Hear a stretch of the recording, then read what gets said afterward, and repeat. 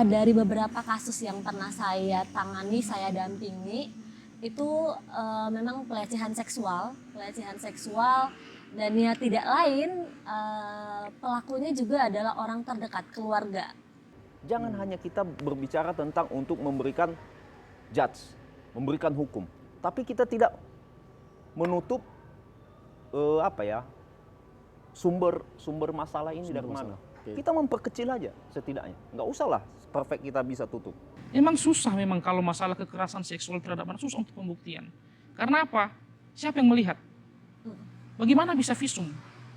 Ya kan? Itu dia sekarang susahnya. Nah, makanya kita harapkan memang ini pihak law enforcement atau penegak hukum memang harus lebih aktif di sini.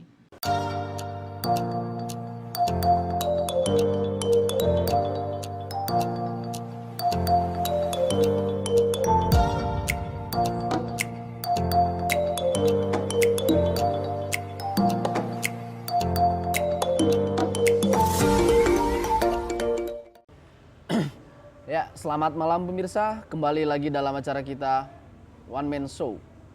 Pada malam ini kita akan berdiskusi tentang topik ancaman kekerasan terhadap anak, khususnya di Kota Gunung Sitoli atau Kepulauan Nias.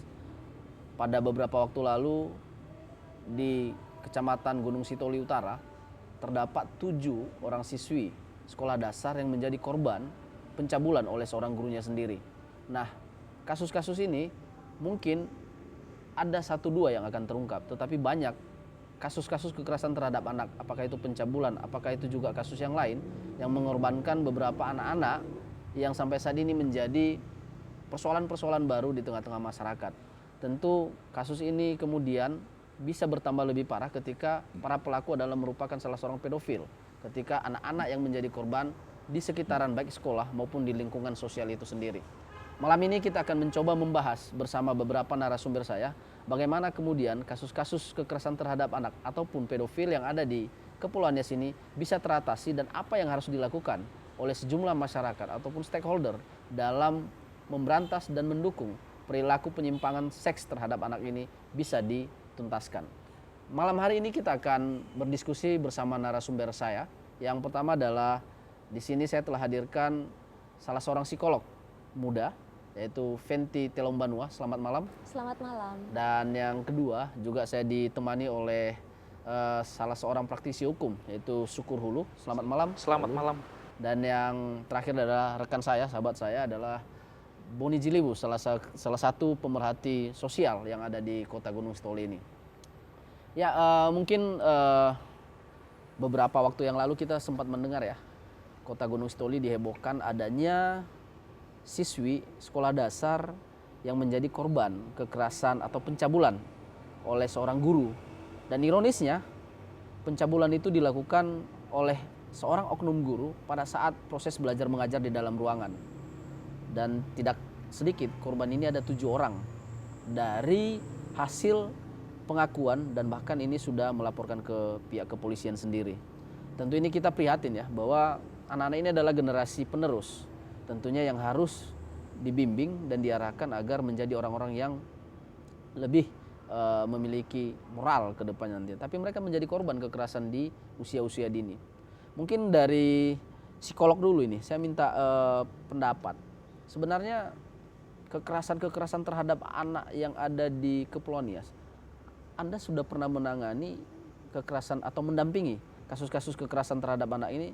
Apa sebenarnya motif dan seperti apa korban ini sehingga banyak para korban ini tidak berdaya dan kemudian menjadi sasaran ya para pelaku sendiri. Mungkin bisa ditanggapi mungkin dari psikolog dulu. Oke, terima kasih Bang Men ya. Tadi benar sekali bahwa anak itu adalah generasi. Seharusnya itu kan dijaga, diayomi gitu ya. Apalagi orang dewasa. Nah, dalam hal ini kita membahas tentang kekerasan terhadap anak.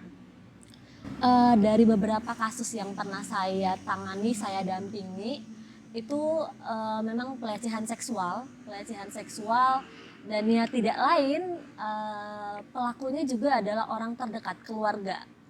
Kalau di bahasannya itu Bapak Saa gitu ya, harusnya Bapak Saa. Jadi ya sebenarnya itu ayahnya, pengganti ayahnya, karena Dalam kasus ini memang ada beberapa hal yang memang perlu diperhatikan ya kalau dari yang pernah saya tangani.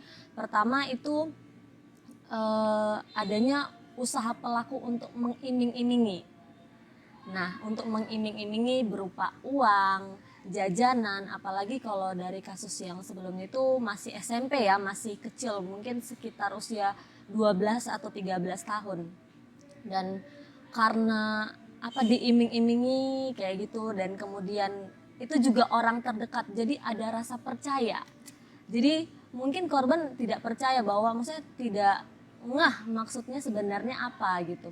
Nah, predator seksual atau ya itu mungkin pedofil atau orang yang melakukan kekerasan seksual itu membungkus niatnya, membungkus keinginannya itu begitu rapi dengan sesuatu yang dibutuhkan. Nah, mungkin dalam hal ini kita perlu membahas bahwa kenapa anak itu begitu rentan terhadap ancaman kekerasan seksual. Itu sebenarnya ada banyak faktor. Nah, salah satunya itu misalnya anak itu kan masih kecil, jadi lebih kebanyakan bergantung pada orang dewasa.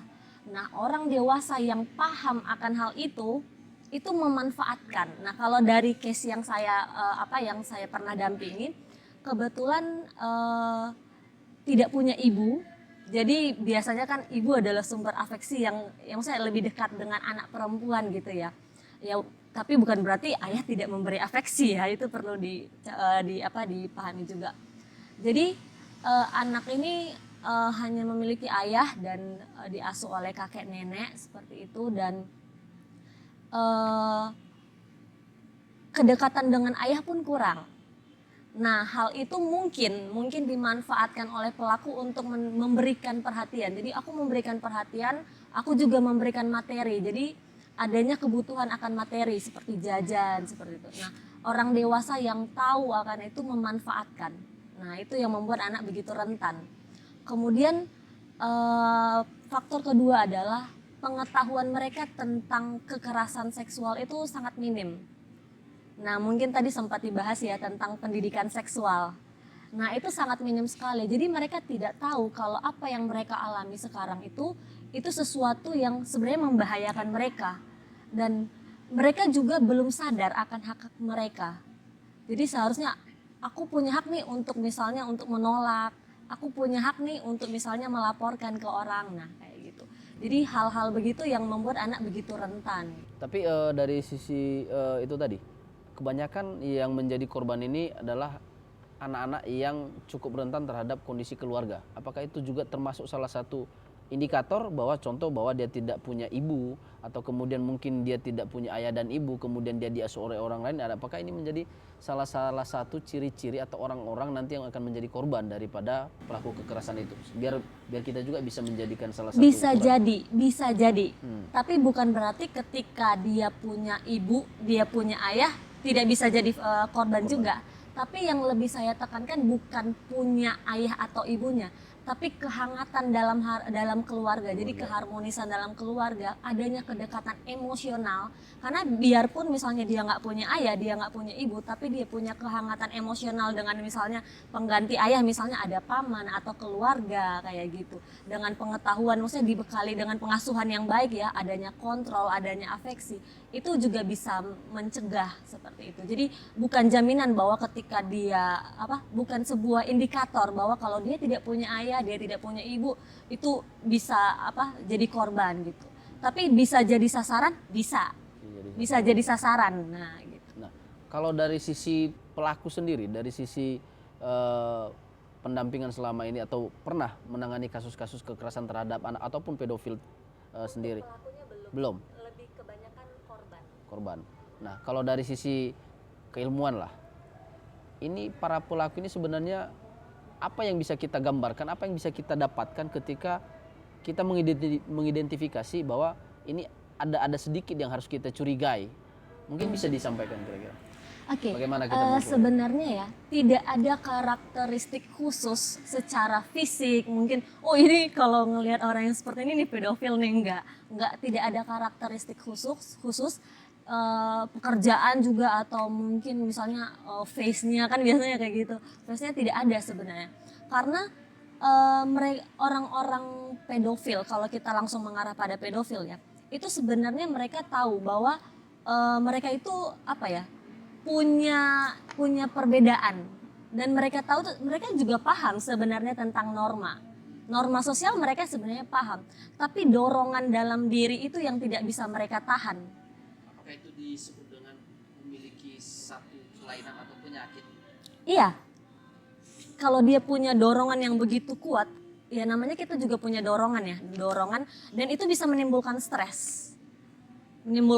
Dan bisa akhirnya karena tidak tahan ya akhirnya dilampiaskan. Nah, pelampiasan itu kalau dia mau melampiaskan kepada orang yang dewasa sama seperti dia, pasti ada penolakan. Karena orang dewasa pasti sudah tahu tentang norma, harusnya bisa tegas melindungi dirinya sendiri. Nah, dia akhirnya mencari sosok-sosok yang yang tidak berdaya. Akhirnya memilih mengarahkan kepada anak-anak. Nah, itu makanya anak-anak jadi rentan juga, karena mereka pengetahuan mereka kurang, ketegasan mereka mempertahankan hak-hak mereka menolak itu kurang. Oke. Makasih mungkin kepada Fenty ya. Mungkin Bung Boni ini bisa menanggapi terhadap kejadian beberapa waktu lalu terhadap adanya 7 siswi sekolah dasar yang menjadi korban pencabulan oleh salah seorang gurunya, dan apakah ini kemudian pelaku adalah bisa dikategorikan salah seorang pedofil. Kita akan mungkin nanti melihat apa hasil dari kepolisian pemeriksaan yang akan dilakukan. Baik, terima kasih atas waktunya dari Bang One Man. Kalau dari sisi saya sebagai pemerhati sosial, ini dikategorikan menurut saya ya belum bisa dikatakan secara pasti ini pedofil. Kenapa saya bilang pedofil itu adalah satu penyakit, dan itu terjadi bukan semata-mata karena dorongan orang atau pengaruh dari gadget atau handphone dan segala jenisnya, tapi memang watak. Itulah pedofil. Jadi apapun ceritanya, dia akan berasumsi bahwa kenikmatan bagi dia itu adalah titik ini. Mau diberikan siapa, mau ditawarkan siapa, dia nggak akan mampu untuk menahan nafsunya dengan titik tertentu. Nah, terkadang kan kita hanya berpikir korban, tapi kita nggak pernah memperhatikan juga bagaimana caranya program pemerintah ini untuk menangani orang-orang yang mempunyai perbedaan jiwa sendiri dia. Seperti pedofil, ada maaf kata kalau dibilang sesama jenis. Itu sebenarnya pemerintah harus punya satu badan yang betul-betul untuk mengatasi ini. Kenapa? Zaman makin modern, makin banyak korban-korban yang akan kita hanya berbicara, kita melihat di berita, kita hanya bisa mengutuk. Tapi apa peran pemerintah dalam hal ini? Termasuk dari sosiolog dan para pemerhati hukum. Kenapa kita lupa bagaimana cara untuk mengantisipasi? Jangan hanya kita berbicara tentang untuk memberikan judge, memberikan hukum, tapi kita tidak menutup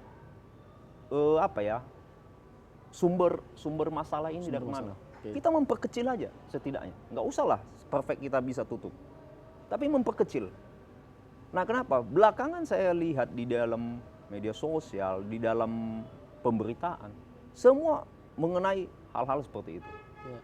Nah, di satu sisi anak-anak, anak-anak dibiarkan menonton seperti itu oleh orang tuanya tanpa diawasi. Silakan menonton, tapi orang tuanya atau gurunya kalau perlu secara sengaja di dalam satu sekolah diajarkan, yuk kita menonton bersama ini loh. Ada orang seperti ini, jangan dekati, mau siapapun orang tuanya. Nah, inilah caranya untuk mengantisipasi tadi. Nah, kalau kita hanya berbicara ada satu pelaku, kita hukum, tiap hari akan tetap ada korban. Pelaku yang sudah masuk di dalam sel dan dikeluarkan tanpa pendampingan sosiologi dari pendampingan psikologi, si pelaku pun akan mengulangi kejahatan tersebut.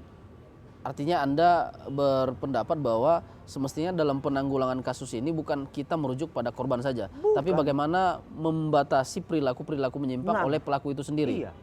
Kalau kita hanya melihat satu korban, itu satu tindakan pidana sudah terjadi. Apa boleh buat? Tinggal melakukan yang namanya punishment, yang namanya hukum. Nah, untuk memberantas itu, tidak bisa sekonyong-konyong berikan hukuman yang setimpal. Kalau bisa, maaf kata, kadang-kadang dibilang sama sama masyarakat hukum mati. Oke. Mungkin Bu Fenty nih, ini kan ada dua hal yang menarik kemudian. Bagaimana sebenarnya dalam kasus ini, baik kekerasan terhadap anak ataupun lebih ke spesifik ke pedofil tadi, korban ini kan muncul akibat adanya pelaku semestinya. Nah, kenapa dalam penanganan ini kemudian tidak dilakukan pencegahan ya? Makanya saya tanya tadi bahwa apa upaya sebenarnya yang harus dilakukan agar kita mengidentifikasi masalah ini untuk tidak menimbulkan korban. Nah, menurut Anda sejauh ini pernah nggak mendampingi para pelaku-pelaku sehingga motivasi mereka melakukan itu, karena terlepas bahwa mereka punya kelainan ya, bahwa itu suatu penyakit kemudian. Pernah nggak Anda mendapat klien kemudian bagaimana kemudian mengubah karakter dia, kemudian bagaimana mereka dikembalikan ke posisi normalnya gitu, karena itu tadi adalah suatu penyakit kemudian. Pernah tidak? Seperti tadi yang sudah saya jelaskan, sebenarnya untuk mendampingi pelaku saya memang belum pernah ya. Memang lebih banyak ke korban. Tapi menjawab saya tadi. potong sedikit. Iya. Kenapa lebih dominan ke korban dibanding pelaku gitu? Apa yang membuat itu menarik? Bahwa kita sudah dengar tadi bahwa justru korban ini tidak ada ketika baik pemerintah ataupun ada lembaga yang concern untuk mengantisipasi tidak munculnya korban-korban seperti ini. Artinya kan inilah yang disebut dengan pencegahan semestinya. Kita sudah harus identifikasi awal. Kenapa lebih memilih ke korban daripada para pelaku? Sebenarnya bukan memilih sih, tapi kebetulan ditugaskan gitu ya. Ditugaskan untuk mendampingi korbannya. Jadi memang saya juga tidak bisa memilih seperti itu. Tapi kalau memang ditugaskan untuk mendampingi pelaku, tentu ada penanganan khusus juga sebenarnya. Tapi kalau kembali saya jelaskan berkaitan tadi yang sudah disampaikan Pak Lase, Pak Boni Ziliwu ya, Pak Boni Ziliwu, bahwa pedofil ini kan sebuah gangguan. Orang lebih banyak ya gangguan kayak gitu. Gangguan orientasi seksualnya ke anak-anak gitu. Kalau mungkin penyakit fisik kita bisa lihat ya, wajahnya pucat gitu ya. Kita bisa lihat wajahnya mungkin ada bintil-bintil apa gitu ya. Tapi ini di dalam dirinya dia, di dalam pikirannya dia. Siapa yang bisa menebak pikirannya dia? Jadi kita nggak bisa bilang, misalnya saya udah psikolog nih ya, saya udah psikolog, ketemu orang gitu ya, itu pedofil jangan deket-deket, wah itu nggak bisa gitu loh, itu nggak bisa. Tapi ya karena itu ya tadi saya jelaskan, orang pedofil itu bukan tidak memahami norma, mereka paham soal norma, mereka tahu bahwa sebenarnya itu mereka salah. Tapi mereka tetap melakukan itu gitu.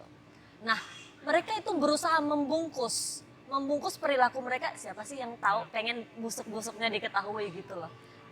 Makanya akhirnya kan dia mencari orang yang pihak yang tidak berdaya, yang dia bisa memanfaatkan itu gitu loh.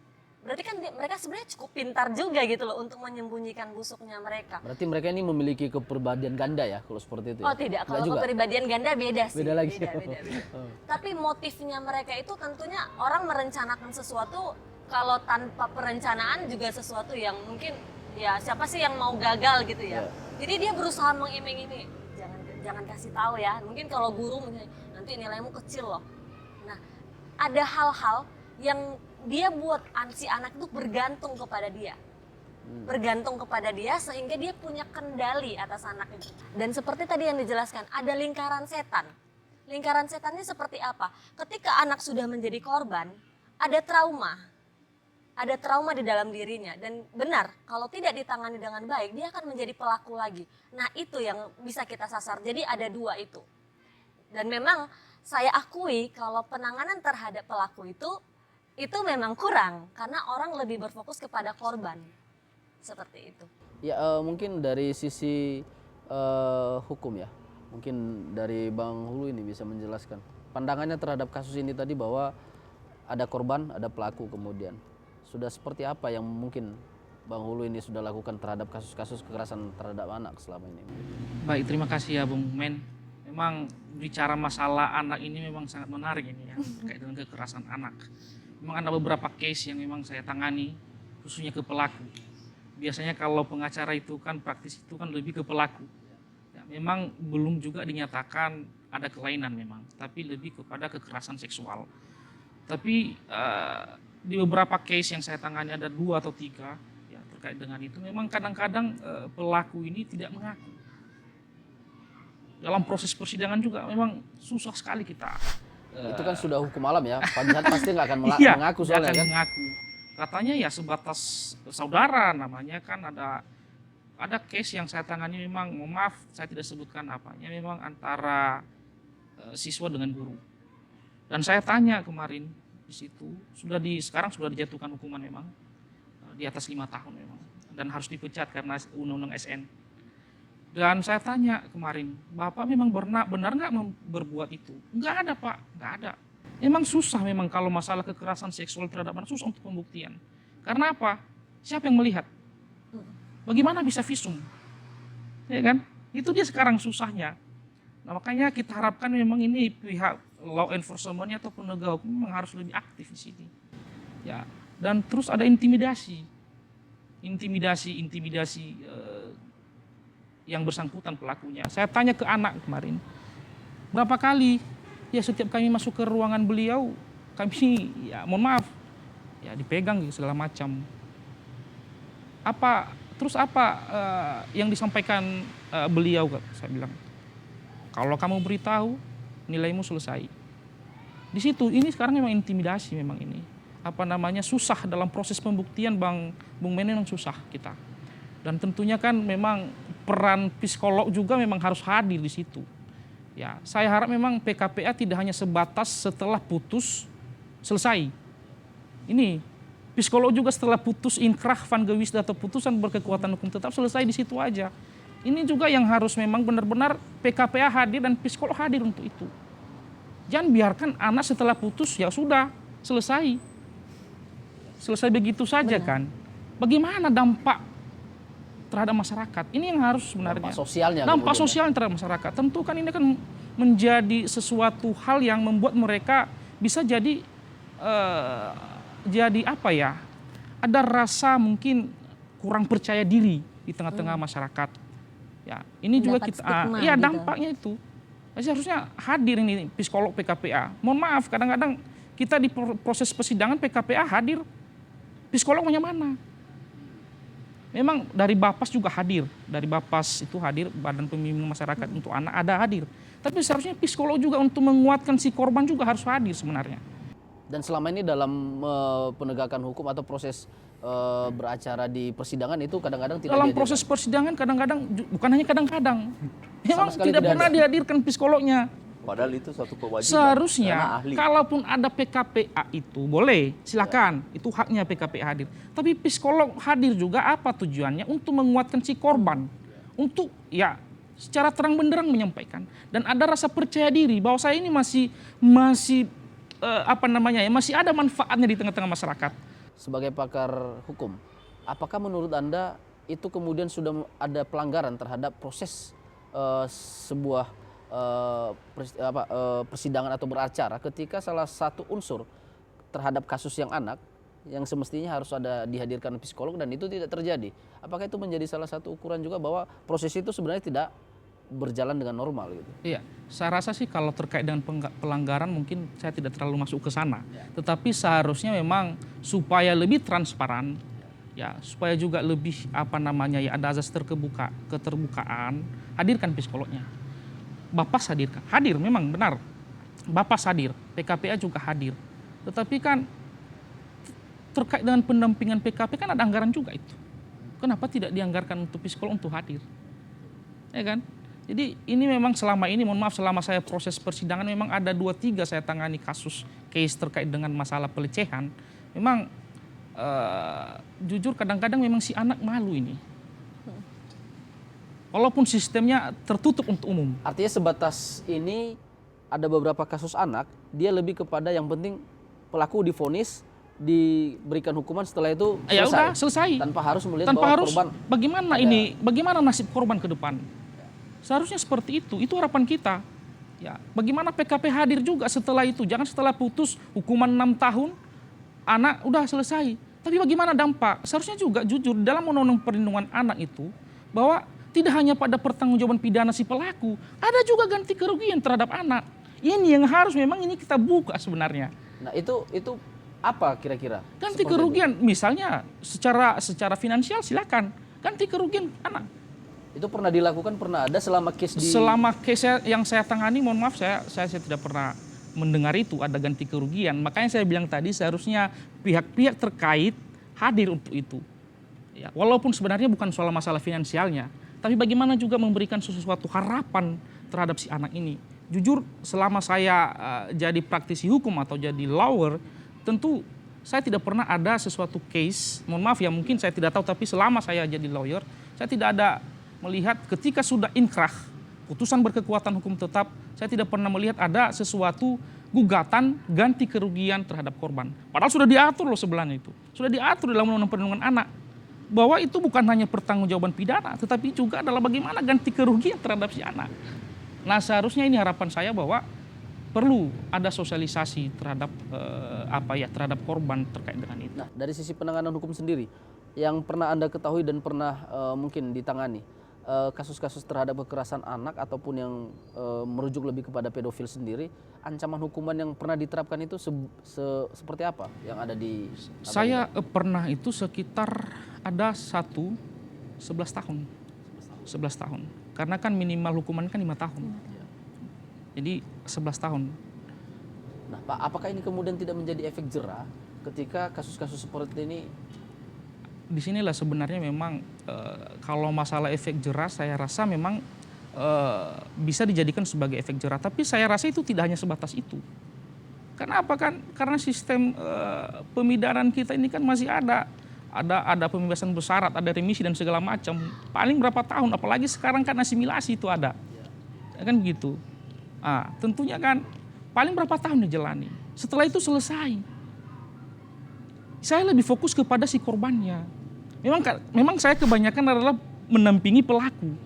Ya karena memang itu juga tugas kami sebagai lawyer, ya kami harus dampingi. Tetapi di satu sisi bagaimana ini si anak ke depan? Ya mungkin ke Bu Fenty ya. Artinya bahwa dijelaskan tadi dalam kasus-kasus kekerasan terhadap anak, apapun itu bahkan sampai kepada pelecehan seksual, para korban ini hanya sampai di level persidangan dan vonis. Nah, seperti apa sebenarnya penanganan yang menjadi ideal bagi para korban kekerasan seksual, khususnya anak, yang harus dilakukan? Baik dari sisi rentan waktu, tahapan-tahapan bagaimana kemudian menghilangkan traumatiknya, memulihkan kejiwaannya, agar dia tidak menjadi pelaku bahkan menjadi korban seterusnya nanti terhadap kondisi-kondisi itu. Oke, kekerasan itu kan biasanya menimbulkan luka. Ya. Luka batin gitu ya, trauma kalau bahasa orang misalnya yang paling pasaran tuh trauma banget nih kayak gitu kan. Nah sebenarnya tidak ada patokan bahwa dalam waktu 2 bulan atau 10 kali pertemuan itu pasti sembuh, karena kita nggak tahu lukanya itu seberapa dalam. Belum lagi kalau sebenarnya dia nggak cuman punya masalah pelecehan aja. Dia punya masalah dalam keluarga, dia punya masalah dalam relasi sosial. Jadi bukan hanya itu, jadi sangat kompleks. Dan ya beberapa malahan ya, kalau maksudnya pernah beberapa kali itu mendengarkan langsung ya orang penyintas kayak gitu ya. Kejadiannya pas mereka kecil sampai mereka tua itu masih ingat, masih ada luka. Masih ada luka. Jadi untuk menyembuhkan secara total saya tidak bisa menjamin, karena manusia itu kan ya sebenarnya menyembuhkan luka beneran itu susah gitu loh. Tapi mungkin mengurangi luka batinnya agar bisa lebih adaptif ke masyarakat itu bisa gitu. Tapi para korban ini bisa pulih nggak? Ketika mereka mendapatkan kondisi seperti bisa nggak mereka kembali normal? Bisa pulih. Tapi itu juga bergantung dari tingkat keparahannya tadi ya, seperti apa. Dan kemudian dari faktor lain di luar dia, misalnya dukungan. Dukungan keluarga, dukungan sosial, seperti itu. Nah itu sangat dibutuhkan. Nah tadi mirisnya adalah ketika misalnya tadi berhubungan ya tadi, ketika sudah dipulangkan, udah nggak dapat penanganan dari psikolog, wah dari saya sendiri nih. Udah gitu stigma negatif yang sudah didapatkan tadi itu di masyarakat ketika dipulangkan, akhirnya kan dia dikucilkan. Hey, jangan bergaul sama dia. Ini korban ini nanti kamu ketularan gitu, kayak ketularan gitu ya. Padahal kan tidak sesederhana itu, nggak kayak corona kemarin yang bisa menyebar gitu ya, nggak gitu. Ada prosesnya sebenarnya.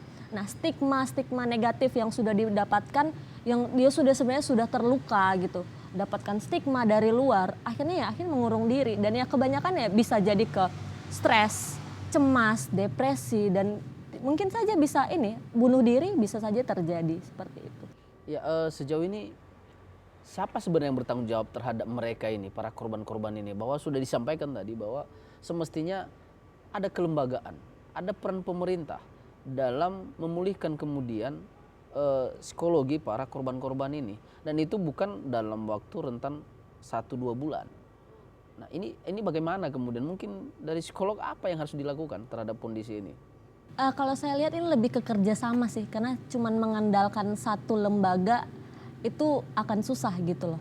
Tapi dengan kerjasama antara pemerintah dan mungkin juga pihak-pihak swasta yang ikut membantu, mungkin lembaga bantuan hukum, itu akan sangat bagus sekali gitu loh. Karena anak juga bisa merasakan bahwa ternyata setelah dari sana itu aku didukung kembali gitu loh. Dipersiapkan dan tentunya ada persiapan untuk kembali ke masyarakat gitu loh.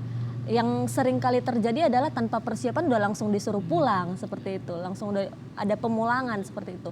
Padahal belum ada bisa jadi anaknya juga sebenarnya tidak mau pulang, atau malah yaudah deh kirimkan saja aku ke Jakarta misalnya yang aku tidak kenal siapapun, jadi aku bisa memulai hari baru seperti itu. Mungkin Bung Boni selaku pemerhati sosial ya, bahwa sampai saat ini tadi sudah disampaikan bahwa sosialisasi tentang penanganan hukum, bagaimana pelaku dan korban itu sebenarnya mendapatkan hak dan tapi itu tidak terjadi.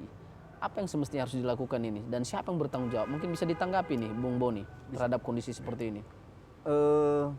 Saya juga sudah pernah bekerja di institusi hukum ya, jadi saya paham betul di mana kekurangan fungsi hukum kita itu di mana.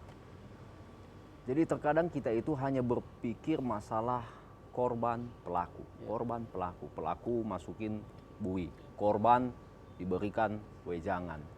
Tapi kita lupa, itu yang saya bilang tadi, kembali ke yang awal saya bilang tadi. Kita lupa korban ini akan bisa menjadi pelaku kembali. Nah, fungsi psikolog di dalam hal ini memantau siapa aja korban-korban ini. Itu didata. Nah, persoalannya kemudian mereka ini kan lebih kepada teknis. Nah, artinya mereka tidak bisa bergerak tanpa satu badan, satu kelembagaan ataupun institusi yang bisa menggerakkan mereka. Nah, ini sekarang tanggung jawab siapa dan seperti apa? Karena ini juga nanti akan melebar ke masyarakat, kemudian yang akan menjadi penerima. Ini sebenarnya yang membuat saya geli rasanya ya. Kita punya PKPA, kita punya PPA, kita punya gereja, kita punya tempat ibadat. Kenapa orang-orang di sekitar ini hanya berpikir apa yang ditugaskan? Ayo dong, kita konsen, kita harus kreatif loh dalam menangani kasus. Jangan hanya dibilang A, kita kerjakan A. Dan saya yakin petugas-petugas kita ini hanya disuruh A, udah sampai A. Dia tidak mau kreatif, kenapa? Karena untuk mengerjakan urusan yang berurusan dengan psikologis itu nggak segampang yang kita anggap. Nah, orang-orang psikologis ya, sama halnya kalau kita mau mendaftar seperti tentara, polisi, itu ada tes psikologi. Ini korban-korban ini diwajibkan tes psikologi setidak-tidaknya setiap 6 bulan sekali. Maka akan ketahuan mana arahnya. Apakah dia akan menjadi pelaku ulang apa tidak? Ini loh yang saya bilang tadi. Salah satu cara untuk mendeteksinya itu seperti itu. Dan ini diberikan ke para orang-orang psikologi yang paham betul kemana arahnya. Nah, ini nggak bisa kita pungkiri loh. Ini kesalahan kita terkadang dalam pemerintahan ini. Kita punya yang namanya sekolah psikologi banyak-banyak di Indonesia ini. Bahkan Polda punya yang namanya ahli psikologi. Polres punya. Kenapa ini tidak berjalan semestinya?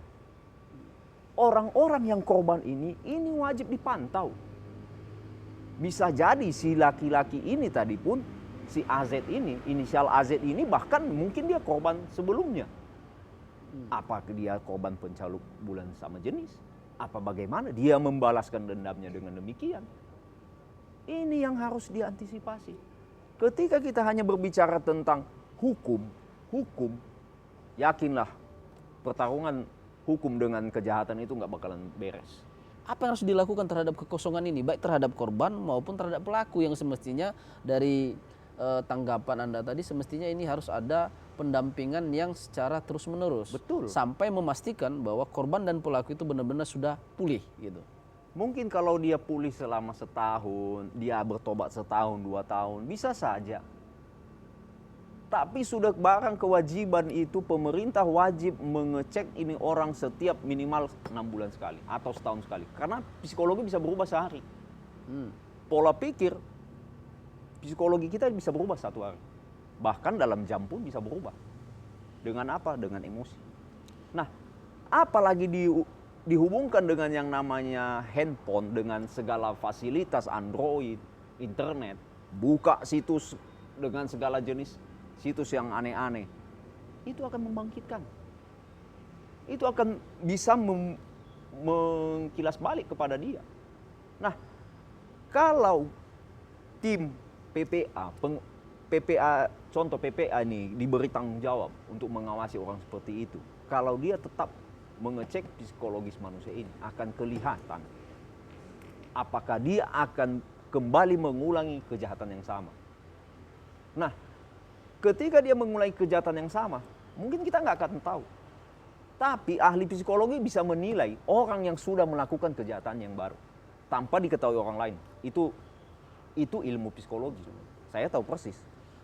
Oke, mungkin dari praktisi hukum bisa menanggapi apa yang disampaikan Bung Boni tadi? Iya, terima kasih. Jadi memang apa yang disampaikan oleh Bung Boni terkait dengan pelaku dan korban tadi memang kita sepakat itu. Ya, jangan hanya sebatas sudah selesai, udah 6 bulan boleh silakan. Pelaku setelah selesai dari menjalankan hukumannya dari penjara, tentu juga inilah hadir negara.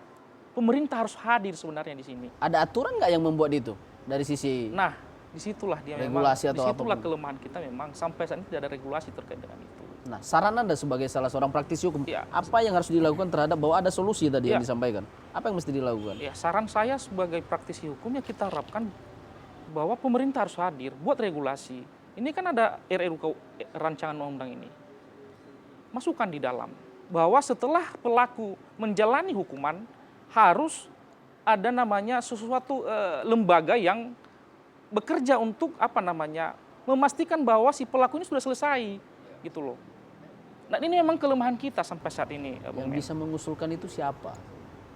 Ya, tentu Apakah praktisi hukum sendiri seperti Anda yang sudah pernah menangani kasus-kasus seperti itu melihat bahwa ini perlu harus dibuat, dan apakah teman-teman dari praktisi hukum pernah mendorong itu atau seperti apa? ya memang jujur memang sampai saat ini Bung Men memang kita tidak masuk ke ranahnya itu. Memang kalau praktisi hukum ini ada case kita terima, ya, baik korban maupun pelaku. Tetapi sebagai praktisi hukum ketika Bung Men tanya ke saya sekarang siapa kira-kira yang memang harus menyampaikan itu, tentu pemerhati juga bisa, psikolog juga bisa. Tentu kita akan sampaikan kepada lembaga penyalur aspirasi kita supaya ini dibahas. Setelah nanti adanya rancangan undang-undang itu atau ada aturan itu, silakan diperdakan, di peraturan daerah kan, sehingga setiap masing-masing daerah itu sudah ada legal standingnya.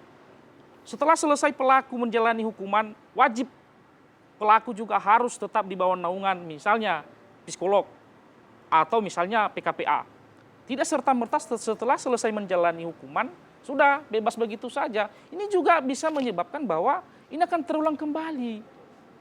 Karena pemidanaan itu bukan berarti mereka akan berhenti sampai di situ. Nah, ini dia. Jadi ketika ada itu tentunya pelaku dan korban juga sama-sama dilindungi. Nah, itu dia. Nah, kenapa selama ini menjadi apa yang diusulkan tadi tidak pernah dilakukan oleh teman-teman praktisi hukum? Padahal itu penting. Penting dalam rangka memberantas dan menyelesaikan kasus-kasus kekerasan terhadap anak agar tidak muncul lagi korban-korban yang selanjutnya. Apa kira-kira kendala dari teman-teman praktisi hukum? Walau tadi perlunya kerjasama ya terhadap psikolog, teman-teman pemerhati juga, yang semestinya ini bisa mendorong menjadi satu kebijakan nanti yang harus diciptakan. Memang selama ini kenapa tidak sampai ke sana, memang kita lebih cenderung kepada bagaimana ini hadirnya satu organisasi lembaga, ini kan kita percayakan PKPA. Tentu kan kita percaya bahwa PKPA ini kan tidak hanya sebatas mendampingi di tingkat penyidikan, penuntutan, dan sampai kepada vonis. Itu kita percaya. Namun mohon maaf, bukan saya kritik memang, tapi saya tidak tahu apakah setelah putusan pengadilan itu berlanjut tidak pendampingannya. Makanya kita sebagai praktisi tidak sampai ke arah sana karena kita percaya ada lembaga-lembaga organisasi yang memang peduli terhadap anak. Itu dia. Konsen terhadap isu-isu itu seharusnya. Jadi ya bersyukur malam ini kita bisa diskusi, ya tentu ini akan menjadi suatu pembahasan kita ke depan dan akan mengusulkan bahwa tidak hanya sebatas itu, anak dan pelaku juga harus sama-sama diberikan sesuatu sosialisasi terkait dengan itu. Ya, mungkin Bu Wenti sebagai psikolog, Ya, apa yang sudah disampaikan tadi? Saya mau menanggapi dulu dari yang ini ya, Bang Boni tadi. Yang saya setuju bahwa kita itu jangan hanya fokus kepada pelaku dan korban gitu loh. Dan dari pembahasan kita yang tadi dari awal sampai akhir, saya melihat justru kita hanya berfokus pada pelaku dan korban saja gitu loh. Nah, tujuan kita adalah bagaimana mencegah gitu loh, mencegah. Kalau soal yang tadi 6 bulan sekali harus melapor, saya pikir ya kalau bisa dilakukan ya kenapa tidak gitu loh. Tapi saya rasa pemerintah pun mungkin akan kesulitan dalam mempraktekkan hal ini gitu. Karena boleh saya Oke, silakan nggak apa-apa, kita diskusi. Begini, kalau saya sendiri, saya sudah pernah bekerja di satu instansi, nggak perlu saya sebutkan. Itu setiap 6 bulan sekali kita tes psikologi. Itu setiap 6 bulan sekali. Masih berjalan. Dan tetap akan berjalan selama Indonesia ini Ketika itu institusi, tapi ketika ini kemudian masyarakat sipil, bagaimana mengorganisasi seperti itu? Makanya saya bilang tadi Bang, kalau untuk kewajiban untuk tes psikologi, itu kita bilang lah institusi kepolisian punya yang namanya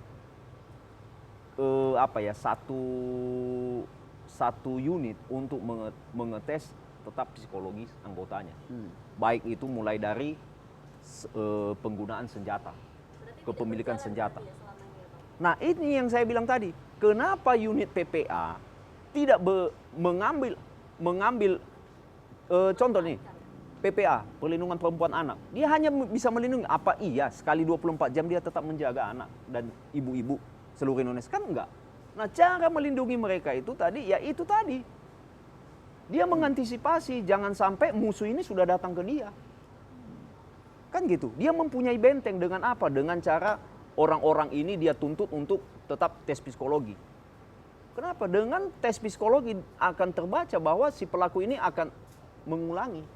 Baik bukan di korban yang sudah pernah dia lakukan ataupun yang mencari korban yang baru. Ya, artinya kalau melihat dari sisi itu adalah semestinya harus dibuat regulasi lagi. Betul. Untuk mendorong ke kegiatan seperti itu. Karena tanpa landasan hukum, payung hukum yang jelas, maka itu juga akan menjadi persoalan baru. Karena orang tidak akan mau kemudian Nggak mungkin institusi kepolisian akan tiba-tiba menyuruh orang, kamu tes psikologi tiap 6 bulan sekali. Oke, silakan ini Bu. yang mengajukan. Oke, jadi menambahkan ya Bang Boni ya. Oke, jadi kalau memang bisa dilakukan ya, kalau memang sudah pernah ya, berarti itu bagus ya, bagus. Tapi ternyata pada kenyataannya ternyata tidak berjalan dengan baik sepertinya. Bukan.